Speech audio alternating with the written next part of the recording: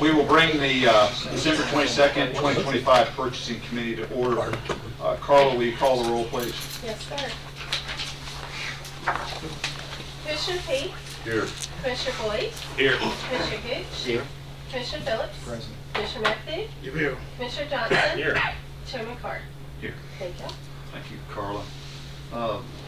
Vice Chairman Pete, have you had a chance to, we don't have any public comments, do we? No, sir. Yeah, out of that order. Have you had a chance to review the minutes? We don't have minutes this time. Special meeting, I'm it'll be, gonna have it, sorry. that's all right. You're correct, there are no minutes. We are going straight to item 4 under advisement, the RFP for single stream recycling. Matt, would you and Tom, and if you want to bring your colleagues to the table, that'd be all right too. And if you will introduce yourselves, please. Matt, explain to me, grab a chair, there's a chair down there, again, just pull it down this way. If you will explain what it is that we're doing, because we opened the RFPs at the last meeting, I think we took them under advisement. Explain to us what we're doing. This is our single stream recycling contract, where we've been in we've called a pilot program so far. We've been wanting to get under contract with them. This is where we combine recycling in one compactor. Cardboard, paper, plastic 1 and 2, aluminum, steel, tin cans all together. Doing it that way saves us a lot of logistics cost, where we take one compacted load to River Hills, and we save 6 or 7 other trips when we do that. And when we opened up the RFP at the last meeting, which is why we appointed a special meeting, the committee gave me the authority to try to renegotiate with WM on a better price. We have done that, and I'll let Tom, why don't you introduce the people with Waste Management or WM that are with you, and then why don't you explain how we came to a proposal, revised proposal. Okay. Yeah, go ahead. Troy, introduce yourself. My name is Troy Vaughn. I'm with WM Recycle America. My job is to work with municipalities and third-party haulers on bringing material into our recycle facilities. Because you guys haul your material, I helped work on this agreement along with Paul Farley, who manages our recycle plants here in Nashville. Well, you did it. So I'm Paul Farley. I manage the recycling operations here in Middle Tennessee. And of course, everybody knows Tom. Unfortunately. Paul, why don't when we met in my office 2 weeks ago, week and a half ago, 2 weeks. something like that, why don't you tell the rest of the committee what we agreed to in principle for their review and acceptance or rejection? So we charge a processing fee for every ton of material as it arrives at the facility. Once we separate the material, we put it out to market, then we do a revenue share on the material. Our processing fee is typically $125 per ton, and we have a 65-35 share. So meaning the Rutherford County would get 65% of the profit of the material sold. WM would get 35 after the 125 processing fee. And just to be, I'm going to interrupt you if you don't mind, just to make sure everybody's on the same page. The materials that are being sold specifically are the single stream items that we're bringing Yes. to your facility, and they are the cardboard, the plastic, paper, metal, and then glass is a separate item. Yes. Is that correct? Yes, sir. And so, just to make sure, I'm just want to share with them what I understand. Those are commodities, and those commodities on the market fluctuate. They change on a monthly basis, and so essentially, we get a price based on the commodity price at the current rate in the Yes. market. Is that correct? Yes. And so that's how this is determined. So as the price of cardboard goes up, our share, our financial share, would also go up a lot, and then we'd reduce that 120. That's it. Okay.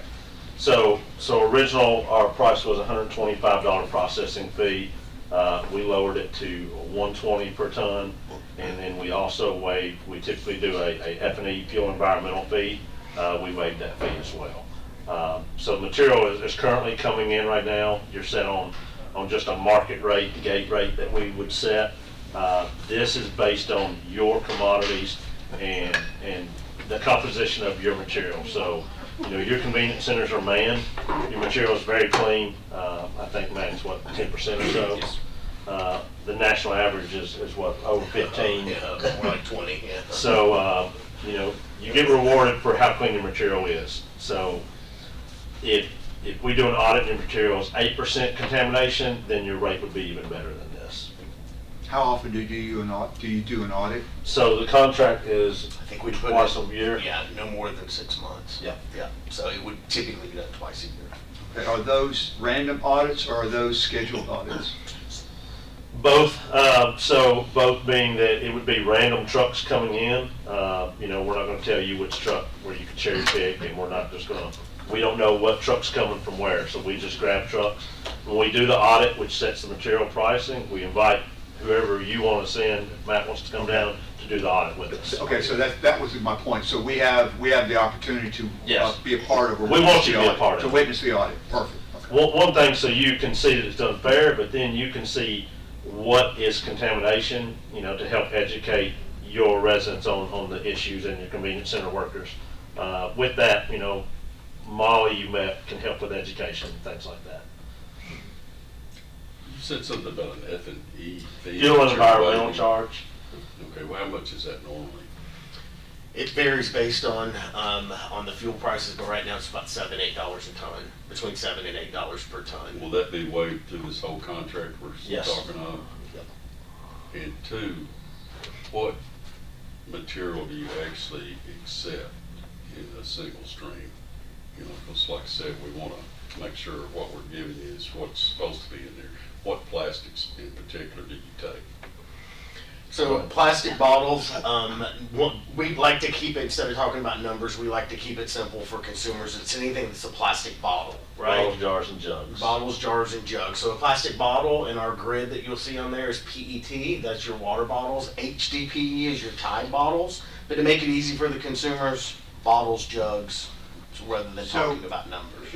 When Bishop was here, he talked about plastic 1 and 2. Right. Okay, and I don't know what a 1 is and I don't know what a 2 is, but I know what the difference between 1 and 2 is. Yeah. But that's about the extent of it. But that's how most people. Right, and so on the bottom of the bottle of the containers, there's a little triangle, and inside that triangle is a number. Is that not right? Yeah. It is. And so if you're wondering, that's how you find out. Why are we only taking 1s and 2s? Why? I know, because you go all the way up to 6, don't you? Yeah. 7. 7? Okay. Why are we only recycling 1 and 2? You want to take that one? Go ahead, you So, want to start? so the 1 through 7. Did I hit a nerve? No.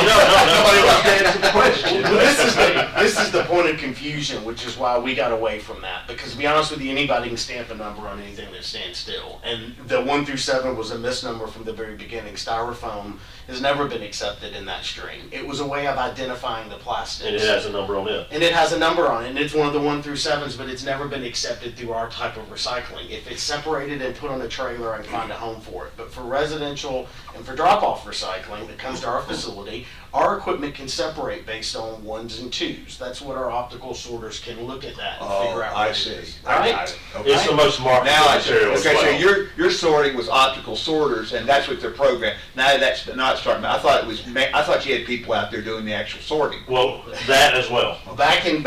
Before, that's all it was, right? But now, because labor shortages and for efficiencies, we're using optical sorters. And so, but again, with that number piece, that's what got everybody confused. That's why we just like to keep it to the commodity. Well, I mean- Plastic bottles, aluminum cans, paper, and cardboard. Well, I mean, I'm looking at jugs that have got 5 Yeah. so you're gonna take that because it's a jug. So those are polypropylene, and so those have a limited market to them, but if it fits within the parameters of a bottle, a jug, and it goes into the system, then we'll accept those. So to Commissioner P's point, that number 5 jug is not a contaminant to the waste stream or the single stream, is it? You're not getting affected by pricing on it. Right. So right now, we're not selling it It's a because flat there's not a big market for it.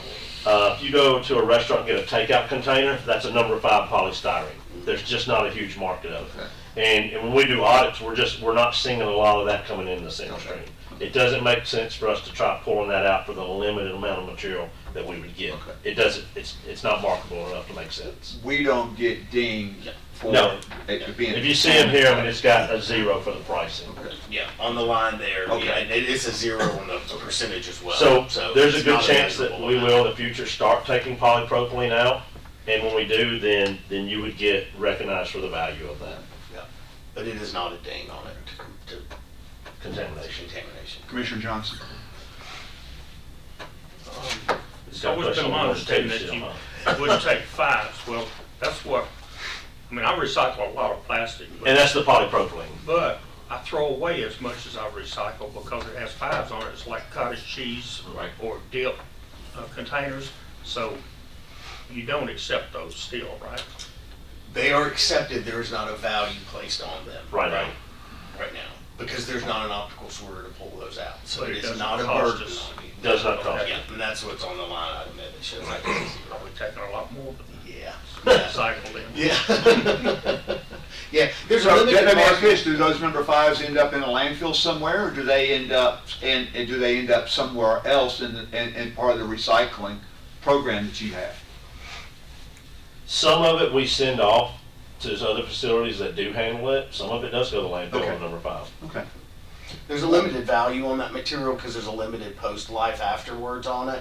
A lot of that has to do with the FDA and what that can come back as, right? PET, the process for that has a very clean wash system. A lot of it happens over in Alabama.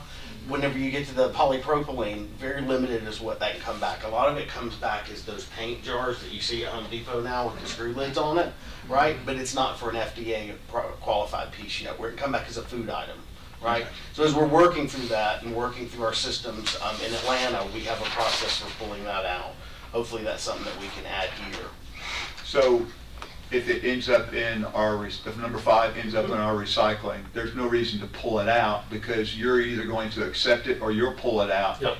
If you put it in the trash, we know it's going to the landfill. If you stop it- If it goes into his single stream and send it to you, Yeah. you may send it to the landfill or you may send it on. Yeah. But, so there's at least a chance it gets recycled. And if you tell your residents, don't do it, and then come back and do it, Yeah. I mean, just keep Yeah. the education. Right. simple. Yeah. Keep it simple. Okay. And really talk about the shape of the container. It's, bottles and jugs. And because if it's a Tide bottle or a water bottle, that's Milk gonna jug. be, well, milk jugs. HT is gonna be a HDPE or PET. Those have strong value, as you see on the contribution piece. So we wanna do that to keep it simple for the residents, rather than having to figure out what's on the bottom of that. Let's talk about jugs, bottles, because those are gonna be 1s and 2s, right? And you look in there, it's got your percentages from our audit from your material. 4%, almost 5% is PET bottle, which is the water bottles, Mountain Dew, things like that. And those have the value on them that contribute to the credit. Well, I'm like these guys, I've been looking at lots of triangles. And sometimes I'll run across one that's got like an I or a S. What is that all? I don't have a good answer for A that. lot of those are gonna be industrial grade. Yeah. It's just like a number 7. It's a mix of everything. A lot of those are end of life plastics. Think about the plastics that are in your car, right? Those aren't necessarily meant to be recycled. We want those to survive a fire or melting, right? So a lot of those are end of life plastics, which are not typically recyclable through this stream. So we I'll get, take them from manufacturers, Yeah. auto manufacturers. I'll take those separated individually and they can find a home for them sometimes depending on the market. we get a lot of plastic pallets at my high-grade facilities Yep. that have no number on them. Or they have the dial with the number. Yep. It's an international. We can move them, but it's truckloads of nothing but those pallets. Don't go telling your residents to put plastic pallets in the single And stream. they're typically for a reuse, not a recycle. It's someone that needs to reuse those plastic pallets in another form. Not grind it down and turn it into another bottle. Well, I know the automotive industry, having worked in it for years, Yeah. will take Yep. their plastics and grind them, Yep. mix them right back They'll into do them their right there on process. site. Yep. And that's important because they know what the composition of that is. I don't know whenever it comes to me with some random signal. I have a laser gun that can test it, but that's up in New York. And so that doesn't do me any good for individual pieces. What we're talking about is doing thousands of tons at a time. So we need conformity and we need consumer grade. That's how I know what can come back in, goes through a wash process, and then can turn right back into another bottle or a can. It's different from automotive. Those plastics are challenging. Well, I appreciate the information. Sure. The only concern I've got about this bid in particular is that we only had one person to answer. And, you know, I'm wanting to know, are there other people out there that can and will do this? And have we tried to contact them? Have you found anybody else, Matt, in the interim here? Or do No, you I even mean, look? we've kind of touched base with other companies, but none that do the single stream or do it in a local enough way that logistic makes sense. So you've checked that since our last meeting? I mean, I've asked around, but I haven't found anybody that does that. There are other recyclers in Middle Tennessee. We're the only ones that do single stream. And it all comes down to logistics. When you think about a big heap of, or a compactor of plastic bottles, not much weight in there at all, right? But if you can put on a 53-foot drive-in trailer, if you can pack things with bales, it's a different thing. But really, whenever you're moving things a few tons at a time, if you're lucky, cardboard's heavy, that's good. But whenever you've got other things that are, you know, in a compactor that have just been pushed together, the weights are hard. So it's very hard to drive all the way to Chattanooga or Memphis or, you know, with one load of, you know, 2 or 3 tons of material. You know, in order to make that make sense, it's got to be about 20 tons. Is anybody else doing single stream, or their recycling efforts confined to, in this case, us doing the separation like we did it before? I mean, are you guys the only one doing single stream, or are there other companies, your competitors, also doing single stream? Yes, but not here in Middle Tennessee. Yeah, it's the facilities aren't cheap. I mean, we're building, the one we just built in Atlanta was about $30 million, and it's one of 3 in the Atlanta area. So it all comes down to logistics and capital investment up front. So a lot of people are running away from recycling. We ran headstrong into the wind with about $1 billion investment over the last year in new facilities. So You've got Pratt and Greif, I know, was here locally, and Westrop. All 3 of them are mills. You know, their sole purpose is to make paper or cardboard. So they do a little bit in some other areas, some single stream, but their main thing is just trying to get the Is car that out going to do the plastic? That not here locally. Any other questions from the committee?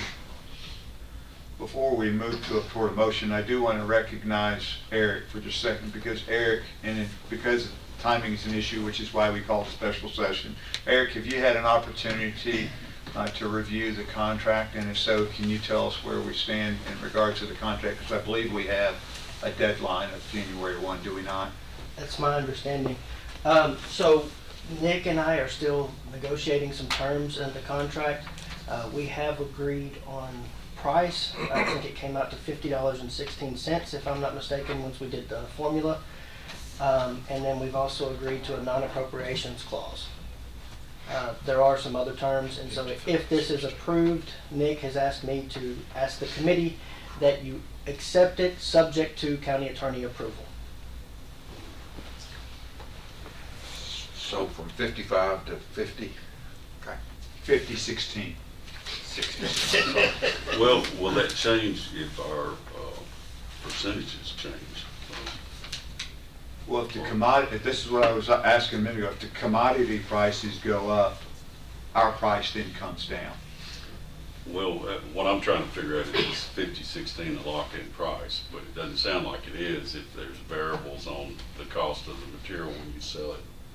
So it could go up above the 50-16. Right now, the market is as low as we've seen it in how many years? yeah, the markets are pretty bad right now, especially with cardboard. So I'm hoping that we're at a low with the markets. Q1, we're expecting increase in fiber, which is the majority of what anyone has, cardboard, paper. Those are anticipated to start going back up. We've actually had a balancing. It's been at a $10 a month drop over the last couple months, but for the last 2 months it's been steady. So we're hopefully at a floor there. We also have, one of the big swings are aluminum. Aluminum, whenever we talk about value of material, cardboard around 80, 70, aluminum can be upwards of a couple $1,000s a ton. Now, if you want to see what a ton of aluminum looks like, it's got a lot of aluminum, right? But in a lot of these areas, not only are we working through cleaning up the stream, you guys don't have a problem with that because it's a drop-off center. Your contaminations are very low. But there is also a point in time where you can start promoting recycling. Being able to get cans in your blended value The more of those, the better off that's going to be in 6 months. So letting residents know not only are cans okay, but bring us all your cans, right? So because what you now have instead of a flat fee is you now have a vested interest in it, not only in the markets moving, but also in the commodities that you bring in. You know, I don't know if you allow bars and restaurants to bring their aluminum to your drop off. I'd highly recommend it. What restaurant? Bars and restaurants, people that are throwing away aluminum cans, get those into that stream, right? So there's some things that we can do once we Courthouse have is this in surrounded by place. Once we have this in place, there's some things that we can do strategically to help you increase that, right? So that's one of the nice things about the blended value piece on it. And of course, we talked about the audits that we can do, but we also do spot audits on those as those are going. The system with the folks keying in the audits on a regular basis, I can run a cumulative to see where we're trending. How are things looking over the last 6 months period? I've got that in the database so I can run those on top of the spot audits that we do when you guys want to come down. So it's not just a one size, one snapshot, it's a cumulative piece. So like I said, those are some things, once we get this foundation in place that we can help you guys, you know, customize your stream, work with maybe some bars and restaurants, or work with some things to get that aluminum in. We just opened a new facility in Fort Walton. I'm going down in February to force and to try and get every single bar or restaurant on that beach to start recycling their aluminum. You'd think that was happening. They can't find room for the dumpster. So I'm going down to find room for this, and if it's cardboard only, start throwing your aluminum in there. You're recycling something worth $100 a ton, but missing something that's worth $2,000 a ton. That's what affects this bottom line. So, yeah. Most people were trying to get them clean up the street, to get the contaminants out, because that's a negative value. You guys are one of the lowest that we've got because the drop-off centers are inherently very clean.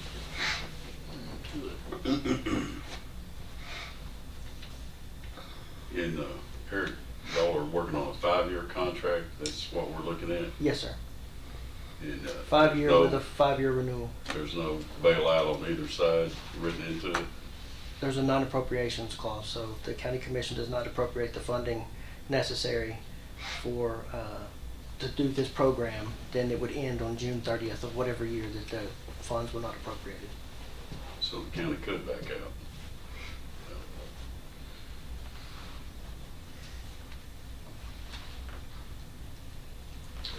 Well, I'll make a motion, Mr. Chair, that we set the contract contingent on county attorney approval.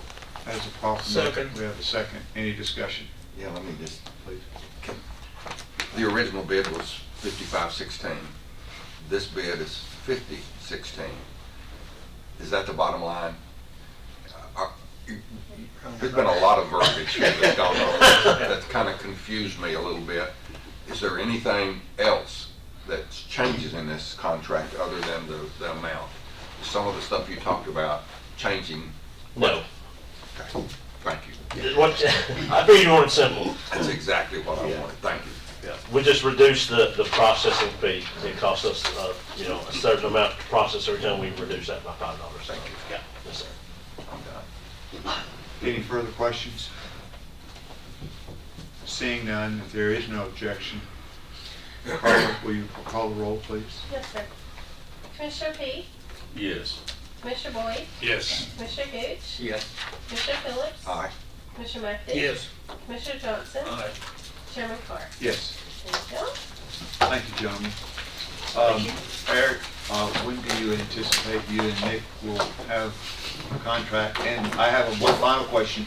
For whatever reason, if we don't get it done, and it's just a matter of, we're surrounded by the holidays and it's a timing factor, is there a chance that we can, if we sign in the first week of January, is that going to be an issue with WM?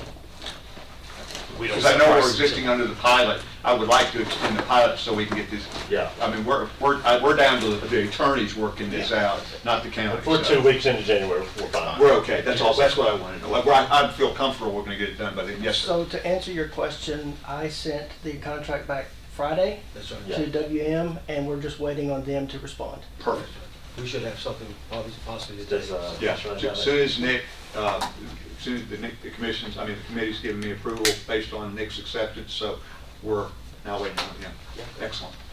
Thanks to Troy for getting through so quick. Thank you very much. God bless you. Thanks, you guys. That was pretty quick, especially compared to the last time. You had no idea I think we may have caught him at a lull between Thanksgiving and Christmas, so. We got done with our meeting, Mayor, and I was like, Troy, whatever you're doing, stop.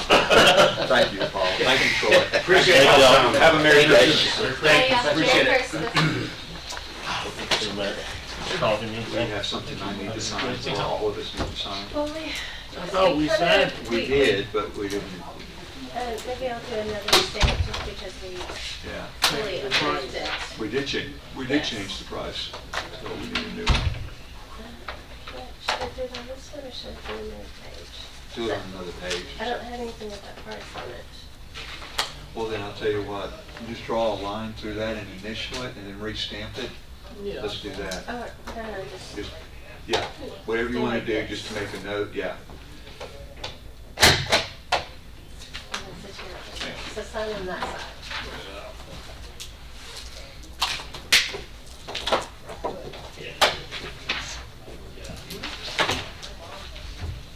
Rob? Yes, sir. Come on up. You and Steven are going to talk about a replacement of an HVAC. I believe we opened up an RFP. We had a number of different quotes. And so why don't you tell us, remind us again what it is we're doing and if you have a recommendation. So this is for complete replacement of HVAC at the recovery court. It's a big job. For those of you who've seen that building or been in that building, once you get up in the attic and the crawl spaces, removing ductwork, things like that, crawling underneath the building, putting ductwork underneath, this is a pretty big job. Can you crawl underneath that building? It's pretty tight, but you can. Matter of fact, I think It's easy if you're we only small. had two. Man, Leave that, put the door stop down. Okay. I popped out. That's what we do to the attorneys. You ain't got it. Not to that door. Go ahead. Also, so you're aware, there's a grant that we have on this that pays almost $80,000. But the grant comes with a timeline, so we've got to get this job done by the end of March. One of the primary contractors, the larger ones we talked to, estimated up to 10 months to do this. 10? 2. Oh. So Stephen and I have been through the building. We've looked at all the logistics of trying to get ductwork out and ductwork in. It's going to be a pretty big job. March to complete it or to sign a contract? Completed. So if we make a recommendation today to the committee that's accepted, then we'll move on it immediately. How soon do you think any of these vendors could begin? Right after first of the year, 1st of January. 5th. Is the equipment that was quoted is pretty much all of it off-the-shelf equipment, or is it something that's got to be, is there a special unit that requires a little more lead time No. to receive? There's nothing inherently special about this equipment. Some of the units are dual fuel, so they run on gas and electric. I got the gas pack, right? Gas pack. The ones that you've looked at, the concern to me would be whether they can meet that deadline. Will that be part of the contract that they meet that deadline so we can receive the grant? That's TBA, I assume, is giving the money back on that. Yes, it would. So that is part of whatever you're considering. Absolutely. Yeah, we have to get it done before the grant money's. Following up with that, how do you determine that? Because everybody's going to tell you, yeah, they can do it, but that doesn't mean they can do it. Well, from discussions with the contractors, it's the equipment availability. I'm sorry? The equipment availability, which would be the biggest holdup. And the equipment, at least the one that we would recommend today, that equipment is currently available. Is there anything unique or concerning about the ductwork or anything else related to the project that's not confined to the HVAC or the gas pack units themselves? No. I just don't, I'm like Chairman P, I don't want to miss out on the grant money because we didn't anticipate a hiccup. I think they could do it within 2 months. I think the 2 months was basically, look, this could take up to 2 months. But if they start on it the first week of January and the equipment's available, then it would be done in a much shorter time Okay. frame. Can we not make that part of the contract, that if they don't make the deadline, they'd have to pay a penalty, basically, that would cover the loss of the grant? It's not in the RFP, but we could, I suppose we could request it. I'd have to, We could request, I don't know if they would accept that or not. you know. I think we need to request that. I think We can that's- we can let them certainly know try. how important that is. You have, in response to Chairman P's earlier question about evaluating the responses, you have a pretty good idea, based on working with them before, which ones are more likely to get it within the time frame than others, do you not? We do. Okay.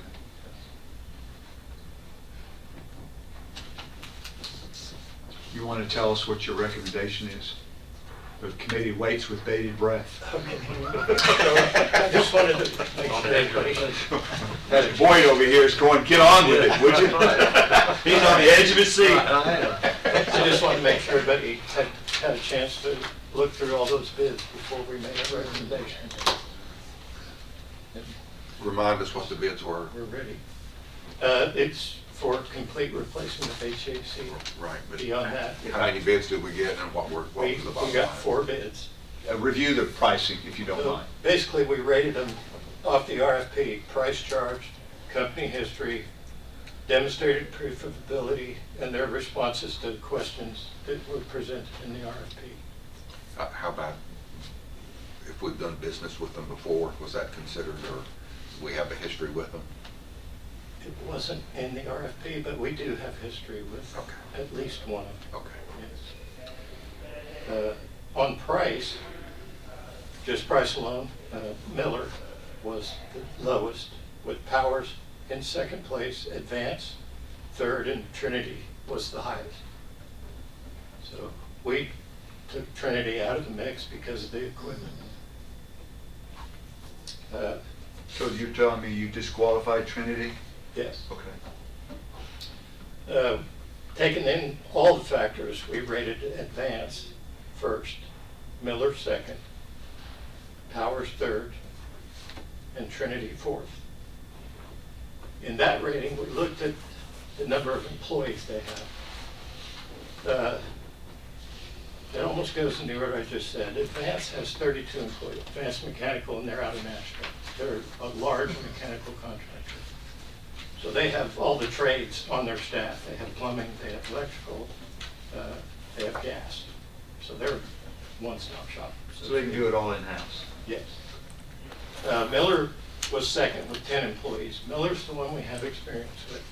He was also the cheapest, Seth Miller, and he's done several projects for us throughout the years. Nothing as big as this. So most of the stuff we've done is standard HVAC type residential units. Some bigger, but still. When you say bigger, are you talking about dollar amount or the number of units on the project? Dollar amount and capacity. When we talk HVAC. You're talking tonnage. You're talking tonnage. 4 ton, 5 Okay. ton. So Seth's done some 5-ton units, which are larger, usually adequate for about 3,500 square feet or more. Mostly smaller jobs. Nothing to the extent that this job's going to require, like removing ductwork and things like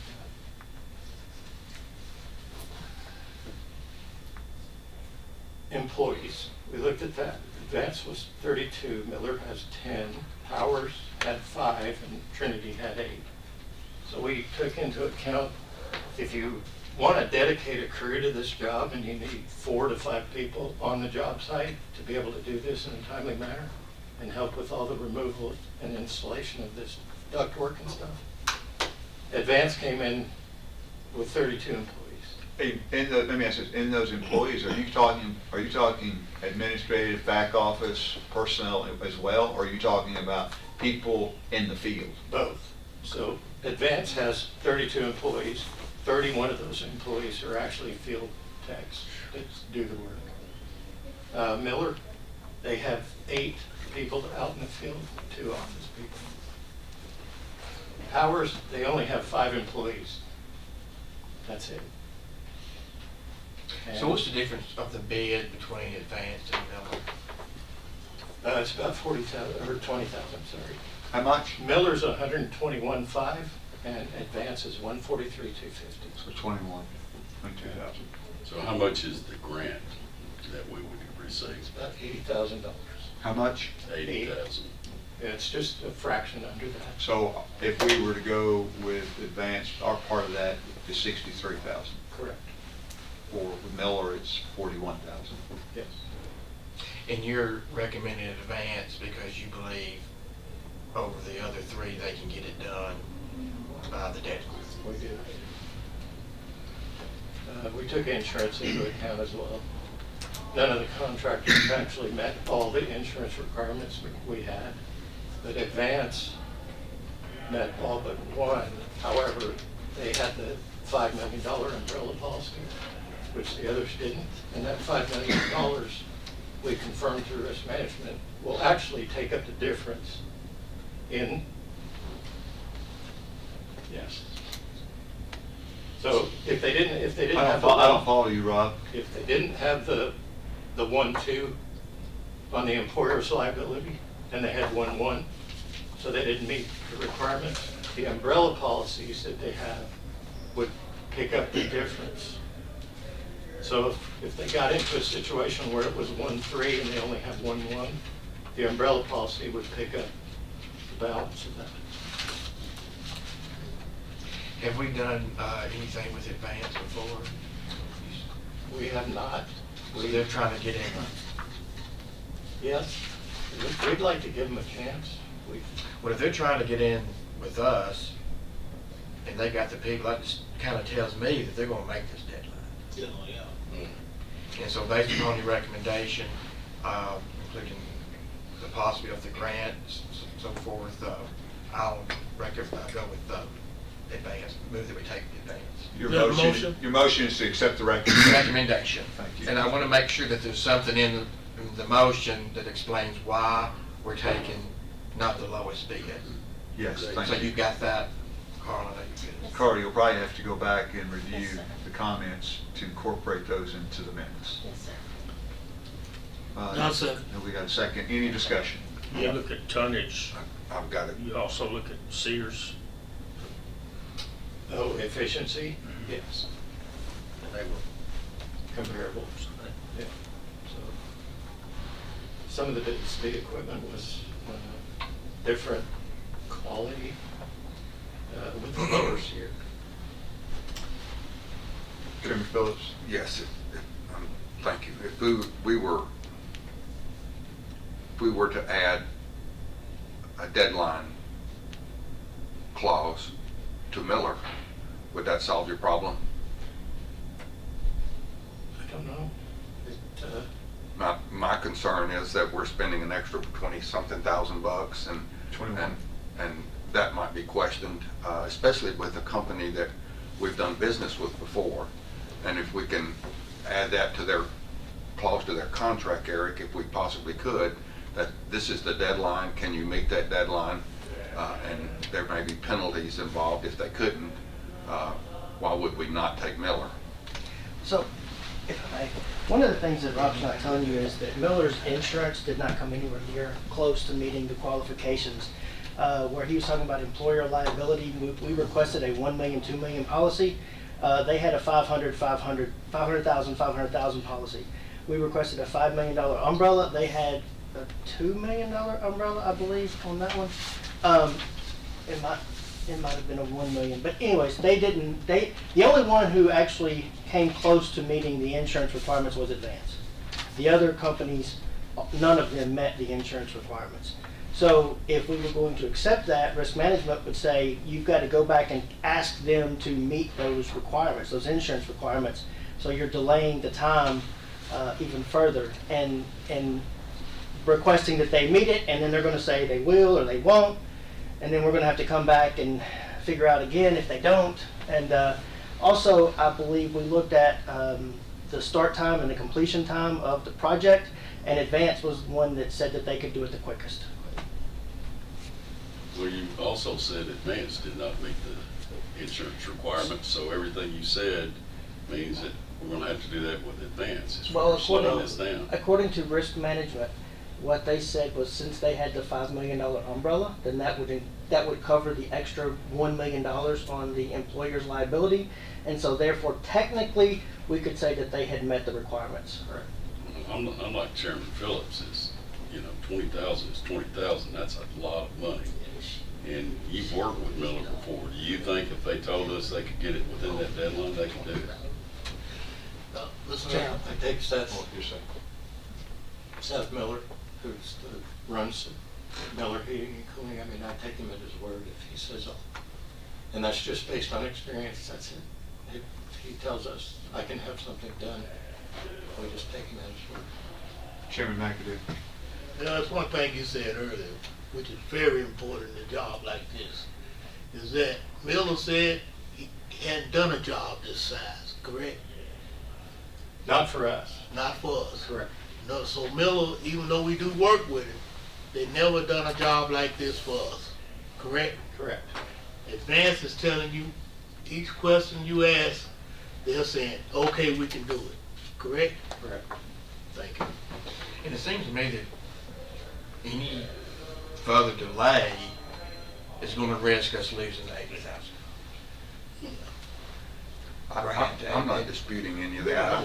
I've just got some concerns that we've got a company that we know, and even though they haven't done that size of work for us, doesn't mean they haven't done that size of work for somebody else.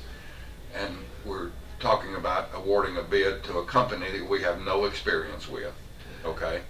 So one of them is cheaper than the other one, and I'm just trying to understand why we can't work out that particular language. What's so important about the 5 million, all of this kind of stuff? What does that really, why was that even in the bid process to start with? What does that really mean, Eric? So typically when we write a bid, after the RFP is completed, we will send that over to risk management and ask them what insurances we need for that particular type of project. There have been some times where they've come back with something that we thought was too high, and we go and say, hey, look, this is really what this project is, this is what we're doing. They go, oh, okay, well, we can reduce it. In this case, we sent it to them, told them what the project was, and what they recommended was what we put in the RFP. From my understanding, a $5 million umbrella is typical, is what risk management is saying in this type of work. $5 million umbrella would cover what? Well, it covers up and over what all the other insurances that they have. And the other insurances cover what? They have general liability insurance, employer liability insurance, workers' comp. I don't recall all of them off the top of my head. It's commercial general liability, automobile, the umbrella that we're discussing, and then workers' comp. That's the categories that it covers. I can actually see both sides to this, and I'm torn right now, so that's the reason I'm delaying to kind of think this thing through a little bit.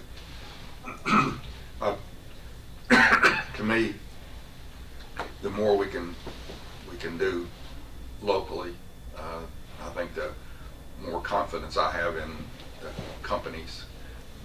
You said Miller has done work for us before, exceptional work without complaint. Correct. So the size of the job just means that it's bigger. Doesn't mean that they can't do it, right? Right. I would agree. Let me ask a question. The equipment quoted by Miller and by Advance, is it the same equipment?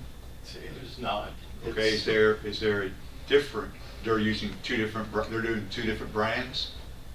Yeah. Okay, within those brands, is there, in your estimation, now this would be you, Stephen, is there a quality difference between the brand of equipment being quoted by Advance and the quality of the equipment being quoted by Miller? Yes, sir. The equipment by Miller is Bryant, is the brand. It's a lower level, where Advance, they're gonna be putting in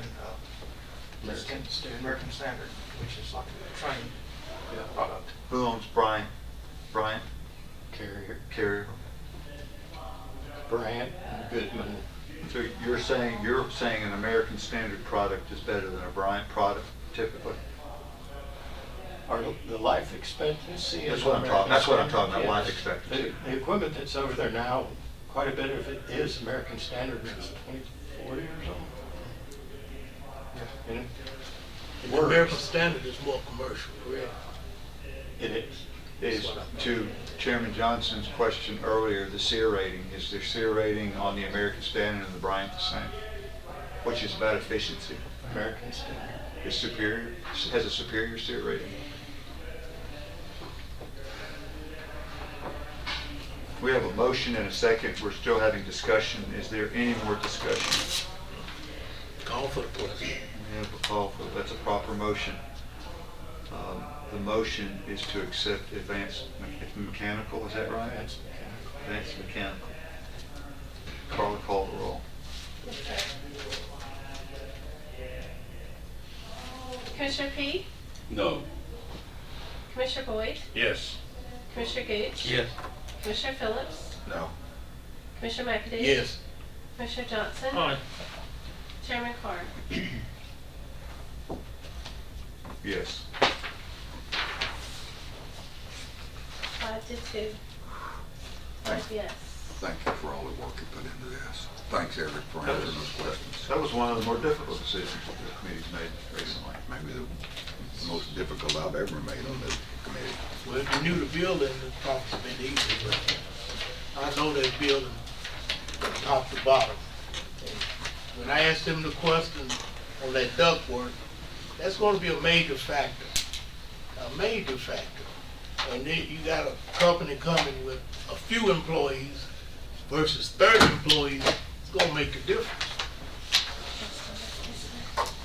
Thank you. Thanks, guys. We're under other business. I've been told by our secretary to wish you a Merry Christmas. So Merry Christmas. And also, I'm just doing as I'm told, gentlemen. Try to hold it down. It wasn't on the agenda.